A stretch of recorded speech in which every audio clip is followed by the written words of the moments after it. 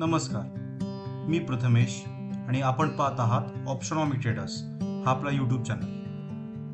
तर ह्या यूट्यूब चॅनलद्वारे आपण प्रयत्न करत आहोत मराठी लोकांपर्यंत स्टॉक मार्केट आणि पर्सनल फायनान्स संबंधित माहिती सहजरित्या मराठीमधून पोहोचवण्याची.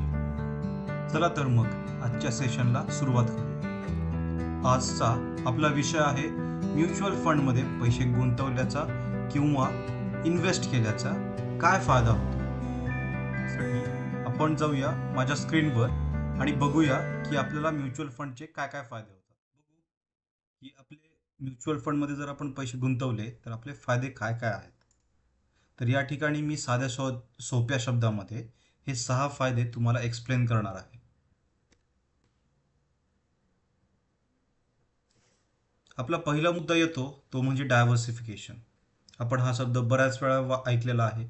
डायव्हर्सिफिकेशन म्हणजे काय की एकाच ठिकाणी एकाच गोष्टीमध्ये तुम्ही तुमचे सगळे पैसे टाकू नका किंवा इन्व्हेस्ट करू नका. असं म्हणण्याचा अर्थ काय आहे तर तुम्ही एका ॲसेटमध्ये किंवा एका स्टॉकमध्ये तुम्ही तुमचे सगळे पैसे टाकले आणि तो स्टॉक वर जाण्यापेक्षा खाली जायला लागला तर तुमची टोटल जी इन्व्हेस्टमेंट आहे ती रिस्कमध्ये येते. जर तो स्टॉक खाली पण जात नाही आहे वर पण जात नाही आहे, तो आहे तिथंच राहिला, याला आपण साईडवेज म्हणतो. जर तसाच राहिला त्याच ठिकाणी राहिला तर आपलं नुकसान देखील आहे. आपण ते पैसे बँकेमध्ये ठेवले असते, एफ डीमध्ये ठेवले असते, त्याच्याऐवजी आपण त्याचं सोनं घेतलं असतं, दुसरं स्टॉक घेतला असता, फायदा दिला असता. बऱ्याच शंका आपल्या मनामध्ये येतात. तर याच्यापासनं वाचण्यासाठी आपण डायव्हर्सिफिकेशनचा वापर करतो आणि म्युच्युअल फंड आपल्याला हे डायव्हर्सिफिकेशन खूप सोप्या पद्धतीने देतं. याच्यामध्ये तुम्ही वेगवेगळ्या स्टॉक्समध्ये तुमचे जे कमी पुंजी आहे किंवा जे तुमचे जे कमी पैसे आहे ते इन्व्हेस्ट करते. बघू आपण कसं ते पुढच्या बेनिफिटमध्ये. बट याच्यामध्ये तुम्ही एका स्टॉकमध्ये नाही तर तुम्ही वेगवेगळ्या स्टॉक्समध्ये इन्व्हेस्ट करता. तुम्ही एका सेक्टरला नाही, जसं ऑटोमोबाईल सेक्टर असेल तर तुम्ही फक्त ऑटोमोबाईल सेक्टरमध्ये पण वेगवेगळ्या टाटा मोटर्स असेल, आयशर मोटर्स असेल, मारुती सुझुकी असेल, तर अशा वेगवेगळ्या स्टॉक्समध्ये तुम्ही तुमचे पैसे गुंतवले जातात. आणि सेक्टर वाईज देखील तुमचे बँकिंग सेक्टरमध्ये असेल, फायनान्शियल सेक्टर असेल, FMCG सेक्टर असेल, अशा वेगवेगळ्या सेक्टरमध्ये तुम्ही तुमचे पैसे गुंतवू शकता.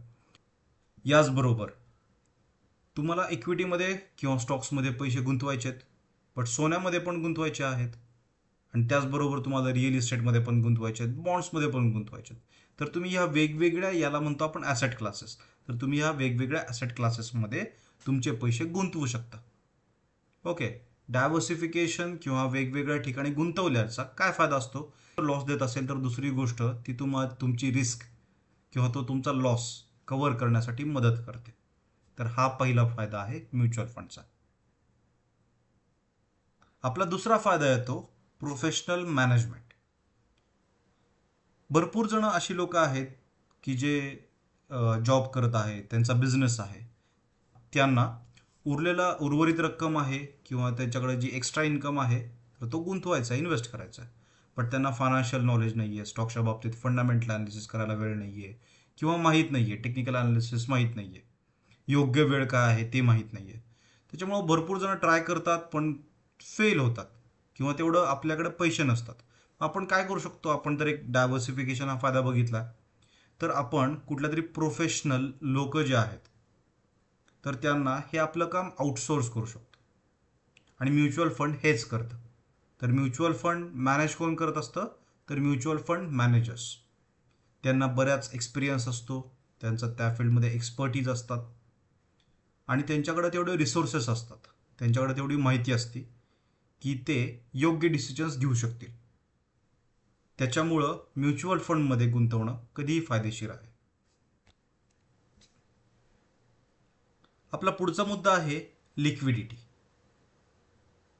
म्युच्युअल फंडमध्ये गुंतवताना बरेच जण जे फर्स्ट टाइम म्युच्युअल फंडमध्ये पैसे गुंतवणार आहेत किंवा मग ज्यांना भीती आहे स्टॉक मार्केटबद्दल, तर अशा लोकांना असं वाटतं की मी म्युच्युअल फंडमध्ये पैसे टाकलेत किंवा गुंतवलेत आणि इमर्जन्सी जर मला गरज पडली तर ते पैसे माझे अडकतील, माझ्याकडे नसतील, मग त्यापेक्षा मी बँकेत ठेवेन ते पैसे, असं वाटतं. बट खूप जणांना हे माहीत नाही आहे की म्युच्युअल फंडमध्ये ज्यावेळेस तुम्ही पैसे इन्व्हेस्ट करता आणि तुम्ही कुठल्याही पॉईंट ऑफ टाईमला ते विकू शकता आणि 2 ते 3 दिवसामध्ये तुमच्या अकाउंटला ते पैसे रिटर्न येऊन जातात. ओके, फायद्यात असेल नुकसानात असेल. ओके, तर हे लिक्विड आहे. हे असं नाही आहे की तुम्ही रिअल इस्टेट घेतलंय आणि ते विकायला तुमच्याकडं खूप दिवस लागणार आहे, तुमच्याकडे लगेच पैसा येणार नाही आहे. असे भरपूर ॲसेट्स आहेत की ज्याला वेळ लागतो. पण म्युच्युअल फंड ही एक अशी वस्तू आहे किंवा असं ॲसेट आहे की जी तुम्ही आज घेऊ शकता, विकू शकता आणि इमिडिएटली तुमच्या अकाउंटला पैसे पण येतील. त्यामुळे हे लिक्विड आहे. इमर्जन्सीसाठी किंवा तुम्हाला त्याच्यावर कर्ज घ्यायचं असेल तरी देखील तुम्ही घेऊ शकता. ओके, म्युच्युअल फंड जी तुमची गुंतवलेली अमाऊंट आहे त्याच्यावर देखील तुम्ही कर्ज घेऊ शकता. हे फायदे आहेत म्युच्युअल फंडचे. पुढचा मुद्दा येतो अफोर्डेबिलिटी आणि कन्व्हिनियन्स. अफोर्डेबिलिटी म्हणजे काय की प्रत्येकाकडं ओके, तर अफोर्डेबिलिटी मध्ये तुम्ही एका म्युच्युअल फंडमध्ये ₹500 गुंतवू शकता, ₹1000 सुरुवात करू शकता, 10,000 गुंतवू शकता. ओके, आणि त्याचबरोबर तुमच्याकडं एक सर्टन अमाऊंट एकत्रित आलेली आहे. तुम्हाला बोनस मिळाला असेल, काय फायदा झाला आहे, कुणाला तुम्ही रक्कम दिलेली आहे ती रिटर्न आली, तर अशा सिच्युएशनमध्ये तुम्हाला माहिती आहे की ही रक्कम मला दर महिन्याला येणार नाही आहे, एकत्रितच आली, तर तुम्ही लमसम अमाऊंट म्हणून म्युच्युअल फंडमध्ये पैसे गुंतवू शकता. आणि जर तुमचा एक कंटिन्युअस सोर्स ऑफ इन्कम आहे आणि तुम्ही दर महिन्यातल्या तुमच्या सेव्हिंगमधल्या काही सर्टन अमाऊंट तुम्ही म्युच्युअल फंडमध्ये इन्व्हेस्ट करू इच्छिता, तर तुम्ही SIPचा म्हणजे सिस्टमॅटिक इन्व्हेस्टमेंट प्लॅनचा फायदा करून तुम्ही या स्कीमचा फायदा घेऊ शकता, म्युच्युअल फंडमध्ये गुंतवू शकता. तुमचे जे ब्रोकर आहेत, अपस्टॉक असेल, झिरोदा असेल, एंजल असेल किंवा ग्रो असेल, तर यांच्यावर देखील तुम्ही या प्लॅटफॉर्म्सवर देखील तुम्ही म्युच्युअल फंडमध्ये गुंतवू शकता आणि तुम्हाला त्या प्लॅटफॉर्मला दिसतं की तुमचा NAV किंवा जे तुम्ही गुंतवलेले पैसे आहेत त्याची व्हॅल्यू काय आहे आणि तुम्ही किती गुंतवलेत आणि त्याची व्हॅल्यू काय आहे हे तुम्हाला दररोज दिसत असतं. त्याच्यामुळं ट्रान्सपरन्सी तर पूर्ण आहे. पुढचा मुद्दा येतो लो कॉस्ट. आपण सर्व्हिस घेतोय म्युच्युअल फंड हाऊसेसची, तर सर्व्हिस घेतोय म्हटल्यावर त्यांना कमिशन दिलं गेलं पाहिजे किंवा त्यांचा जो खर्च असेल तो आपण बिअर केला पाहिजे. ओके, आणि हा जो एक्सपेन्स असतो किंवा हा जो खर्च आहे तर तो पूर्ण फंडच्या काही अंशी किंवा काही पर्सेंटेजमध्ये असतो. तो खूप नसतो, काहींचा 0.5% व्हॅरी होतो. ETF जर असतील तर तो साधारणतः 1.5 ते 2% जातो. जर तुम्ही बाकीच्या कन्सल्टंट्स किंवा मग पर्सनल फायनान्शियल ॲडवायझर्स वगैरे ह्यांच्या कंपॅरिझनमध्ये करायला गेला कम्पेअर एक्सपेन्स रेशो, तर म्युच्युअल फंडचा बराच कमी येतो. जेणेकरून आपला जो फायदा आहे तो बऱ्यापैकी आपल्याजवळच राहतो. तो कुणाला देण्याची किंवा कुणाबरोबर शेअर करण्याची गरज नाही भासत आपल्याला. याचबरोबर टॅक्स बेनिफिट हा एक महत्त्वाचा मुद्दा आहे. टॅक्स बेनिफिट म्हणजे काय की असे काही स्कीम्स आहेत म्युच्युअल फंडचे. ELSS ही खूप फेमस स्कीम आहे, त्याच्यामुळे मी याला नमूद करत आहे. ELSS तर 80C सेक्शनच्या अंडर इन्कम टॅक्स ॲक्टच्या तुम्हाला काही टॅक्स बेनिफिट्स मिळू शकतात. जर आपण कॅल्क्युलेट केलं तर आपला जो इन्कम आहे किंवा जो आपल्याला फायदा मिळाला आहे म्युच्युअल फंडमध्ये प्लस आपण टॅक्स बेनिफिट हे असे कॅल्क्युलेट केले तर तो रिटर्न साधारणतः जर तुम्हाला एका वर्षात 15% मिळाला असेल तर टॅक्स बेनिफिट जर आपण ॲड केला तर तो एक्सपेन्स रेशोला सहज कव्हर करू शकेल. ओके, हे मी सांगतोय, हे एक जनरलाइज स्टेटमेंट आहे, हे करूच शकेल असं नाही. ओके, हे एक जनरलाइज स्टेटमेंट आहे. तुम्ही हा व्हिडिओ शेवटपर्यंत पाहिल्यामुळं अजून एक ॲडव्हान्टेज. ओके, स्टॉक मार्केटमध्ये बरेच जण येताना पहिली स्टेप असते ती म्युच्युअल फंडचीच असते आणि त्यांना भीती वाटते. साहजिक आहे, आपण एखादी नवीन गोष्ट ट्राय करताना आपल्याला भीती वाटते.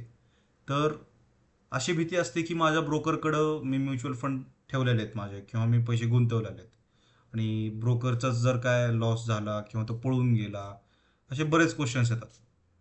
तर याला भिण्याची गरज नाही. म्युच्युअल फंड हाऊसेस जर बुडले, त्यांनी काय स्कॅम केला तर माझ्या पैशांचं काय होणार?